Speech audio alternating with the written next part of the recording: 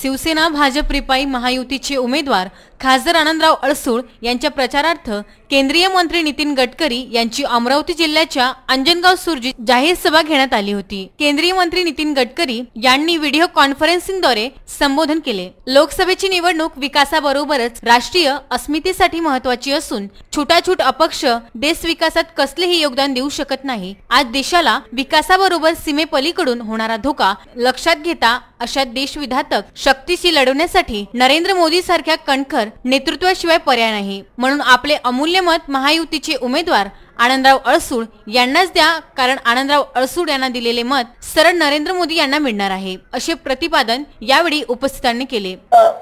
प्रधानमंत्र्यांच्या वागणुकीतून आमच्या लक्षात आलं। त्या दिवशी आणखी एक महत्त्वाची गोष्ट या ठिकाणी घडली की आमचे केंद्रीय मंत्री या ठिकाणी आले।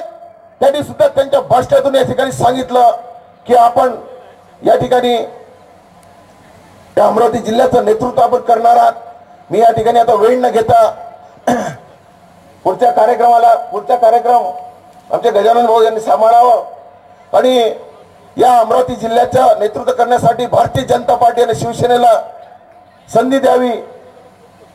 नंबर 1चं बटन अडसूळ साहेबांचं धनुष्यबाणाचं आहे, ते आपण दाबावं आणि मोठ्या प्रमाणामध्ये विजय करून आणावा एवढीच विनंती करतो। काँग्रेस राष्ट्रवादी आघाडी यांच्याकडे कुठलेच धोरण नसून नेतृत्वाचाही दुष्काळ आहे। विरोधक सत्तेशिवाय सैरभर झाले आहे, अशी टीकाही त्यांनी केली। अंजनगाव सुरजी येथे महायुतीचे उमेदवार आनंदराव अडसूळ यांच्या प्रचारार्थ आयोजित जाहीर सभेला नागरिकांनी दिलेल्या उत्स्फूर्त प्रतिसाद पाहता आनंदराव अडसूळ यांचा महाविजय होईल असा आशावाद पालकमंत्री प्रवीण पोटे यांनी व्यक्त केला। एकदा 2014 मध्ये महाराष्ट्र आणि केंद्रामध्ये नरेंद्रभाई मोदींची सरकार स्थापन झाली आणि महाराष्ट्रामध्ये देवेंद्रजी फडणवीस साहेबांची सरकार स्थापन झाली आणि सरकार स्थापन झाल्यानंतर हा देश आणि महाराष्ट्र बदलण्याचं काम खऱ्या अर्थाने सुरू झालं।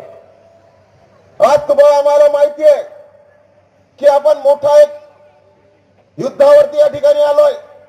का हा देश बदलण्याचं स्वप्न ज्यांनी पाहिलंय असे नरेंद्रभाई मोदी आणि या महाराष्ट्राचं स्वप्न जे बदलणारे आहेत त्या महाराष्ट्राचे मुख्यमंत्री देवेंद्रजी फडणवीस साहेब यांनी या 5 वर्षामध्ये महाराष्ट्र आणि देश बदलण्याचं स्वप्न जे पाहिलं होतं ते आम्ही खरं करून दाखवणारी पहिली भारतीय जनता पार्टी आणि शिवसेना आहे। आणि आज अनेक लोकांची स्वप्न होते की हा महाराष्ट्र बदलला पाहिजे, हा देश बदलला पाहिजे। 60 वर्षाच्या काळामध्ये आपण जर पाहिलं गरिबी हटाचे नारे दिले गेले, मोठ्या प्रमाणात नारे दिले गेले।